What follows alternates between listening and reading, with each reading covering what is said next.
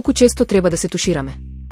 Одржувањето на хигиената е неопходно, но експертите предупредуваат дека прекумерното капење може да ја оштети природната бариера на кожата. Препораки според возраста. Возрастни се препорачува туширање еднаш дневно. Ова е сосема доволно за отстранување на потта и бактериите. Постари од 65 години, бидејќи кожата кај постарите е посува, туширањето треба да се ограничи на еднаш на секои 2 до 3 дена. Ограничување, повеќе од 2 пати дневно не е здраво за ниту една возрастна група, бидејќи ја исушува кожата. Зошто претерувањето е штетно? Премногу топла вода и силни сапуни ја уништуваат природната влажност. Тоа доведува до иритации, чешење и губење на заштитата од надворешни влијанија. Заклучок.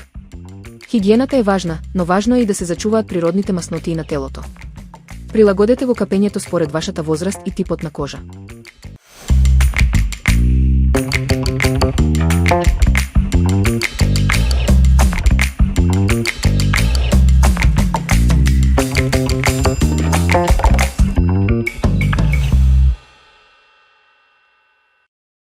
Мусака со модри патлиџани.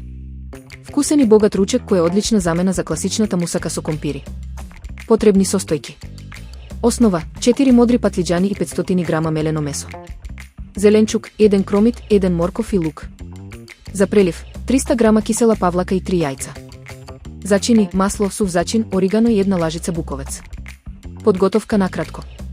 Фил: пропржете ги кромидот, лукот и морковот. Додајте го месото, испржете го и зачинете го по вкус. Зеленчук: модрите патлиџани и сечете ги на кругови. Редење: во тавче редете ред патлиџани, па ред месо. Завршете со патлиџани најгоре. Печење: печете во загреана рерна. Пред крајот, прелијте со смесата од изматени јајца и павлака и допечете додека не порумени. Заклучок. Ова јадење е полесно од традиционалното, а преливот со павлака му дава посебна сочност. Послужете го топло со чаша јогурт.